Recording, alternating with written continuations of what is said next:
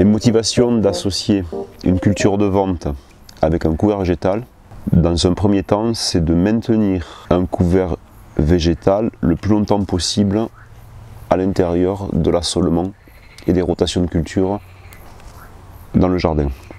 Pourquoi? Parce que la culture de vente est plutôt exportatrice et donc elle a tendance à réduire la fertilité des sols au profit de la croissance, alors que la culture de couvert en fait a tendance à régénérer les sols. Et du coup, dans une respiration, une culture de vente, un couvert végétal, comme je fais d'habitude, avec culture de vente sur sol bâché plastique ou à nu, en fait je vais avoir un moment où il n'y aura plus de régénération des sols. Dans cette pratique-là, en fait, j'aurai le couvert végétal qui continue à créer du sol. Et donc normalement, je dois pouvoir accroître la fécondité du lieu tout en maintenant des ventes. Ensuite, l'autre motivation de faire ça, c'est de réduire le plus possible les couvertures plastiques. Donc dans les pratiques que je fais aujourd'hui, sans le paillage plastique, en fait, je ne sais pas faire. Il me faut du paillage plastique pour détruire les couverts ou pour détruire la prairie. Donc c'est dans un projet de progressivement réduire l'impact du plastique à l'intérieur du système que je pratique ça, quoi. Et ensuite, le couvert végétal a cette qualité d'impulser dans le sol une pédogénèse, donc un travail du sol biologique. Le travail du sol mécanique, en fait, a tendance à être érosif la plupart du temps. Donc la suraération du sol par le travail mécanique a tendance à brûler les humus et progressivement altérer la fécondité du lieu. Le travail du sol, je pense que d'une manière traditionnelle, à ses débuts, avait plus pour vocation de détruire le couvert pour pouvoir installer une culture sur un sol nu, que pour travailler le sol au sens qu'on l'entend aujourd'hui, mettre de l'air dans le sol. Donc on était dans des systèmes qui suivaient soit la destruction d'un milieu premier, une forêt ou autre chose, et ensuite pour éviter que les dites mauvaises herbes ou spontanées embarrassent les cultures, on devait certainement les scalper, travailler. Et après progressivement on est rentré dans des rotations de cultures avec une prairie, un labour qui détruit la prairie, une culture de vente, une deuxième culture de vente et on revenait à la prairie jachère. Progressivement avec la monoculture, en fait, on a supprimé ces rotations de culture et on a ramené le travail du sol à être plus qu'un désherbage en fait, à être vraiment une aération de sol, mais c'est très érosif. Donc introduire un couvert végétal dans un système agricole, c'est perpétrer le travail du sol par la plante et à ce moment-là, le travail mécanique du sol revient juste à détruire le couvert en fait, c'est tout, sans altérer la qualité du sol à un moment T. Donc c'est des travaux superficiels de scalpage ou de retournement de la prairie en fait. Du coup, la bâche plastique, moi je l'utilise aujourd'hui, elle me sert entre parenthèses de labour, puisqu'elle va occulter le sol, elle va occulter la partie végétale de la prairie ou de l'engrais vert, comme le labour occulte la plante en mettant la partie aérienne dessous et la partie souterraine dessus. Mais ce plastique, il a non seulement certainement un effet polluant sur le lieu, mais il a de toute façon un effet polluant à la production, quoi. Et en plus, il oblige les systèmes agricoles à être dépendants de l'appareil industriel pétrochimique, avec toutes les conséquences qu'a cet appareil sur la société, tout ça, quoi. Donc arriver progressivement à mieux gérer les couverts végétals, et en l'occurrence ici les couverts vivaces, donc une prairie, ça permet de réduire la bâche plastique au moment de la culture, pour éviter qu'il y ait des spontanés qui poussent. Ça permet de créer du sol, de faire la pédogénèse, et donc de sortir progressivement les outils mécaniques de travail du sol pour créer de la porosité, en fait, puisque c'est la plante qui va le faire. Et ensuite, on peut imaginer dans un second temps, revenir à un travail léger du sol à certains moments avec des couverts végétaux. Et c'est la deuxième phase dans laquelle je travaille, c'est progressivement sortir complètement la bâche et revenir à un travail du sol superficiel pour détruire les couverts et remettre en place les cultures.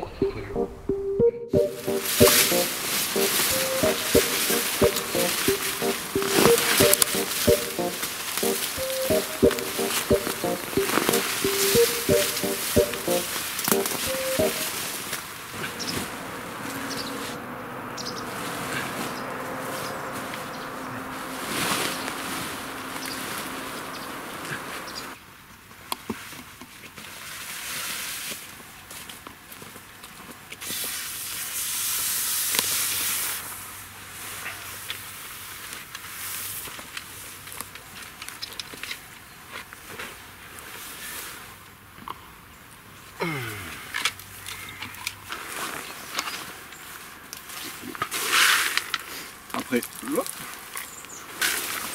c'est assez génial. Là c'est des porcs.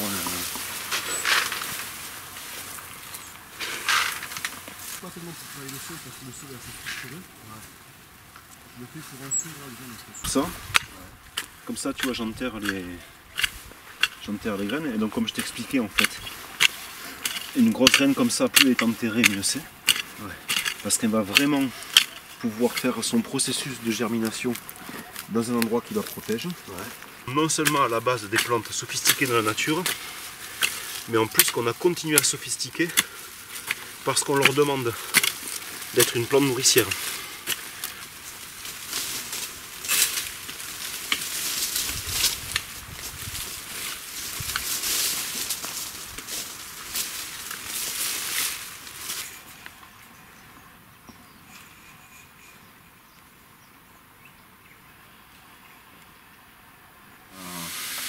Luzerne, trèfle et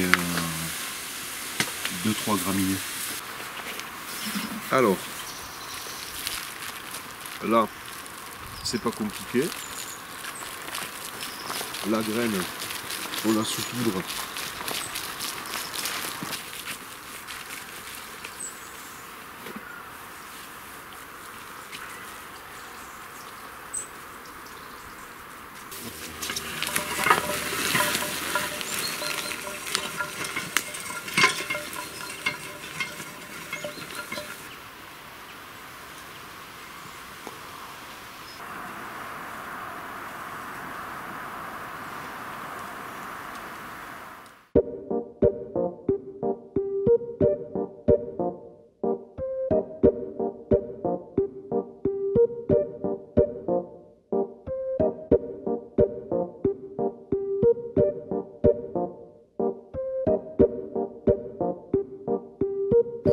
On est plusieurs mois après le semis de la prairie, un peu plus bas, et la févrole qui va servir d'endroit d'ancrage des tomates. On va planter les tomates à la place de la févrole. Du coup, on peut voir la févrole là qui est au stade optimal avant la destruction. Ce stade optimal, on le reconnaît parce qu'on a la formation des premières gousses en bas, avec le grain qui est à peine formé et qui risque pas d'encombrer le sol, il ne sera jamais fertile. Et la floraison et l'étagement va s'arrêter là en fait. La plante ne va pas pousser beaucoup plus haut. Donc on est au maximum du développement de la févrole, quasiment, il pourrait monter encore à peine un peu. Ce qu'on va faire, c'est qu'il faut arriver à détruire la févrole pour pouvoir planter après les tomates dans la févrole. Donc le choix qui va être fait là, c'est de l'arracher. Comme ça et de la poser. De la poser sur le sol. Comme ça. C'est pour ça aussi que c'est bien de ne pas le tondre. Un paillage qui va occulter un peu la lumière pour éviter qu'il y ait trop d'herbe. Quand j'avais 16 ans, 15-16 ans. Ah ouais, pour les ça va. Ouais. Comment ?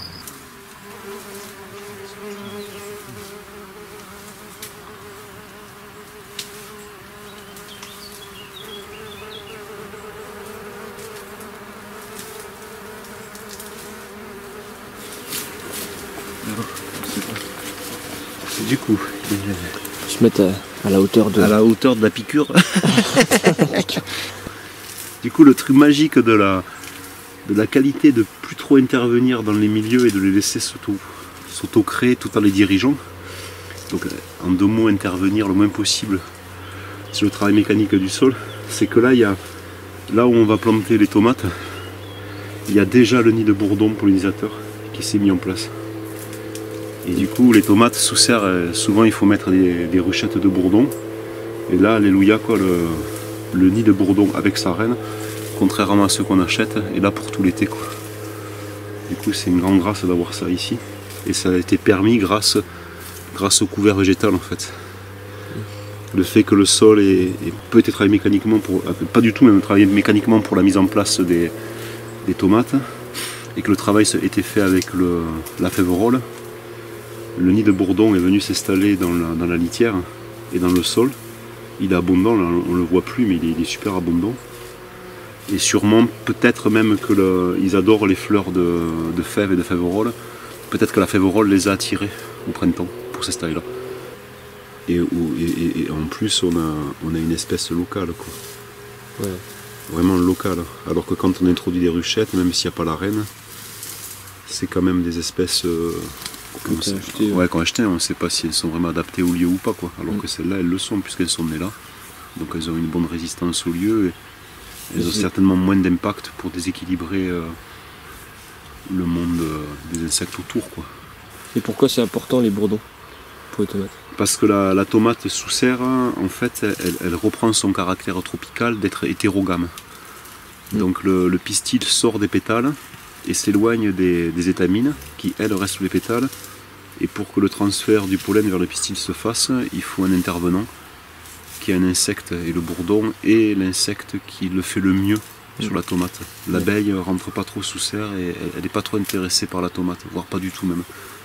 Alors que les bourdons, quand on met les ruchettes, on les voit rapidement, ils vont sur les tomates, très rapidement ils pollinisent et ça augmente la productivité de la plante, voire même sur certaines variétés qui sont strictement hétérogames sous serre, dans les vieilles variétés et même dans les variétés modernes. Si on ne met pas de bourdon, en fait, on n'a pas de récolte, quoi. On a des petites tomates comme ça qui restent rouges mais qui ne sont pas pollinisées. Et sur les autres variétés qui sont à la fois autogames et hétérogames, on augmente le nombre de fruits par grappe. Et donc encore une fois, c'est quand même la magie de la fécondité. Cette relation entre la fécondité et la fertilité. C'est-à-dire la fertilité, c'est la possibilité à la vie de trouver les ressources pour croître, et la fécondité, c'est la capacité d'accueillir les forces de vie. Et du coup, des forces de vie qui sont plus subtiles que la fertilité. Des forces qui sont du domaine du mystère de la vie, en fait. Les forces de vie. Donc pour moi, ce sont des forces spirituelles parce que je suis biodynamiste. Et du coup, l'art du jardin, c'est être capable de construire un lieu fécond qui puisse être ensemencé par les forces de vie. Et comme ça, la fertilité naît. Et de cette fertilité apparaît les formes en santé, en qualité, quoi.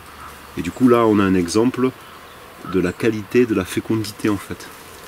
C'est-à-dire que la mise en culture dans des modèles qui sont moins interventionnistes, ben, du coup, il y a une certaine fécondité qui apparaît là. Donc on peut certainement encore l'accroître beaucoup plus si on prend le temps d'écouter comment fonctionnent les choses et qu'on se met au service des choses, qui fait qu'en fait cette fécondité fait venir cette qualité qui va être l'organe ensemençant, en fait, qui va être le bourdon pour le paysage. C'est ça.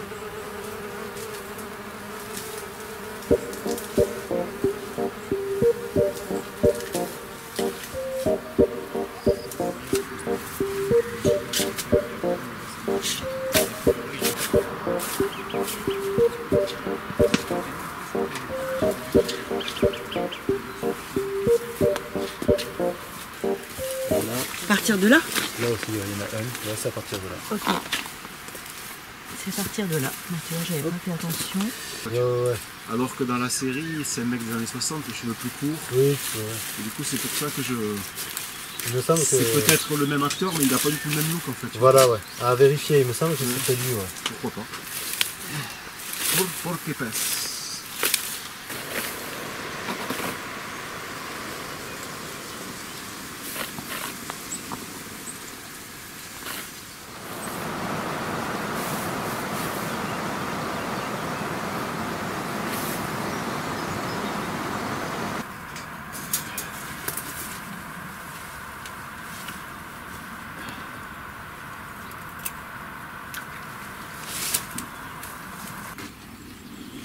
Je pense que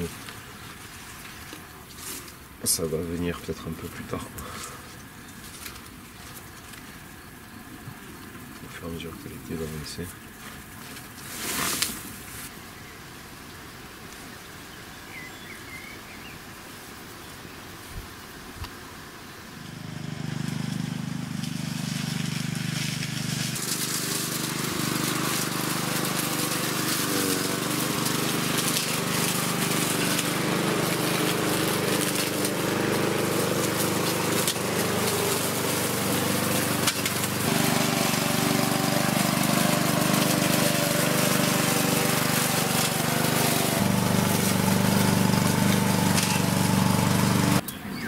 Et donc l'idée c'est de tondre régulièrement la partie prairiale pour maintenir une activité racinaire intense dans le sol, de légumineuses, des graminées, donc sucre et protéines.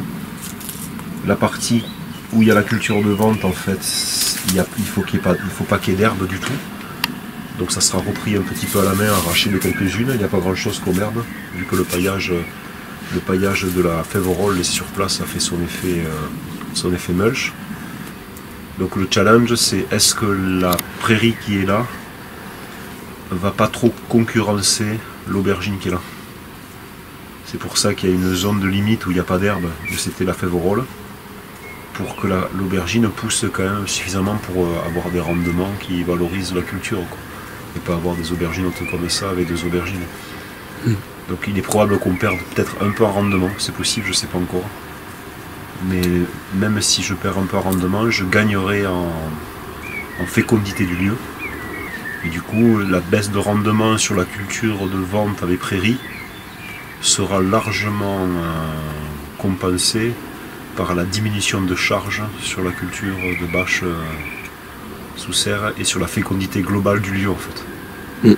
Comme on l'a vu la dernière fois, il y avait des bourdons qui s'étaient installés, il y a toute une vie qui s'installe dans ces systèmes-là qui font que la rentabilité ne peut pas être calculée que sur la culture même. Elle doit être visualisée sur la globalité du système sur plusieurs années en fait.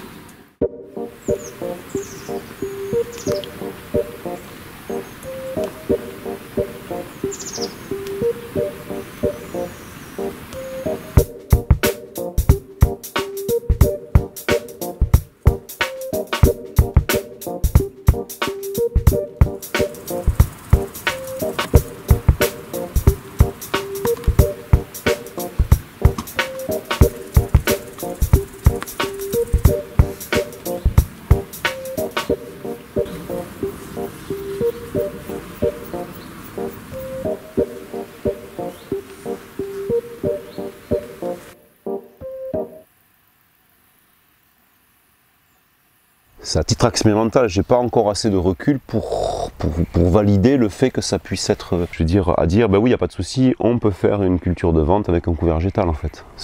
Enfin, en tous les cas, moi j'en suis loin, il y a peut-être des gens qui ont avancé que je connais pas encore, quoi.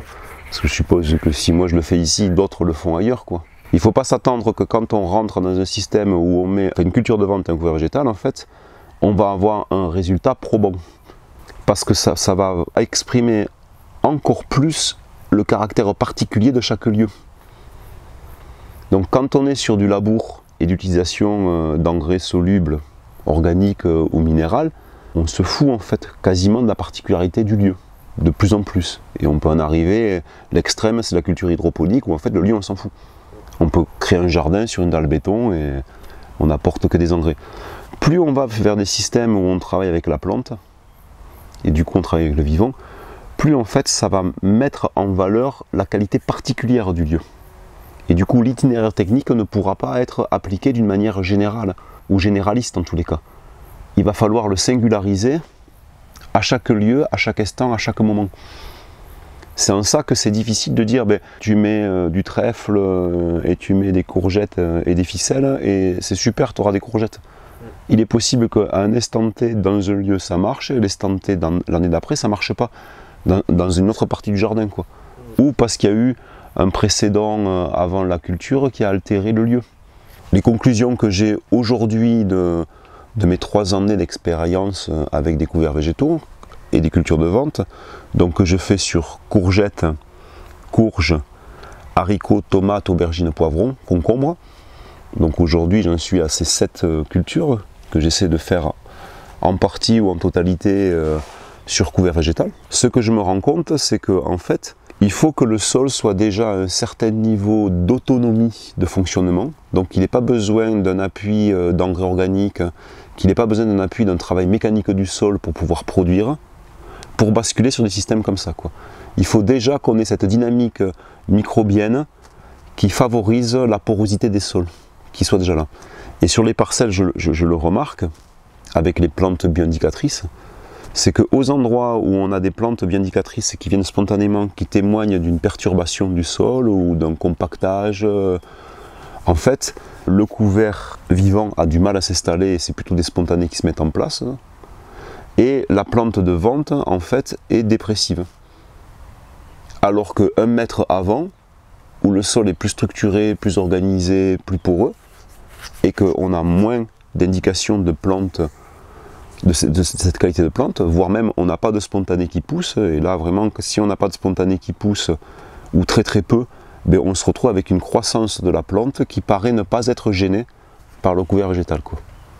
Et donc l'idée, c'est comment on arrive sur une surface plus grande à homogénéiser cette qualité du sol, d'un sol qui soit autonome en termes d'intervention, en fait, qui n'ait pas besoin d'un appui mécanique ou un appui de fertilisation. Donc à ne pas prendre à la lettre ce qui est visible sur la vidéo, en fait. Être vigilant dans l'idée qu'en fait, on ne peut pas imaginer, enfin en tous les cas, moi je ne peux pas imaginer aujourd'hui un maraîchage rentable sur du couvert vivant, dans l'état de mes compétences, en fait. Ici, c'est associé avec à la fois donc plus d'endroits où je travaille le sol, puisque j'ai une dynamique des sols qui permet de travailler les sols depuis quelques années, malgré que ça ne soit pas homogène, que c'est hétérogène dans certains endroits, mais que ça a tendance à s'homogénéiser avec la prairie. Et je continue à travailler énormément avec un couvert végétal, une culture de vente, et souvent la culture de vente qui est sur un bâchage plastique. Et sur ces techniques, un couvert végétal, un bâchage plastique et la plantation de le bâchage plastique, en fait, sur des sols qui ont déjà une porosité convenable, où le couvert a bien poussé, on a des résultats probants, en fait.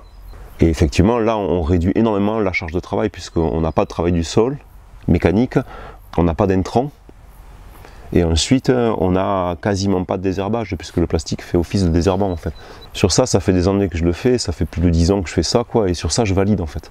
Mais sur ça, je dis attention, quoi. Là, on est sur de l'expérimental total, quoi, à ce niveau-là. Surtout que, même si on est certainement quelques-uns à le faire, on n'est pas nombreux à faire ce genre de pratique. Après, l'avantage que ça a aussi, quand même, et c'est toujours un élément qui me plaît, c'est qu'en termes d'esthétique, ça en jette quand même, quand ça veut pousser. Ça en jette avec la petite prairie de trèfle repoussant, qui repousse avec son petit ver, la courgette qui vient et au-dessus la vigne qui couvre. C'est clair que même s'il n'y a pas beaucoup de courgettes, même si à terme il n'y a pas beaucoup de courgettes, il y a au moins le plaisir d'avoir quelque chose de joli, quoi. Ça peut nourrir un peu quand on est dépressif. Ça nourrit pas quand on a vachement travaillé parce qu'on n'a rien à bouffer. Mais quand on est dépressif, on se dit « Oh, c'est quand même beau la vie !» C'est quand même beau la vie.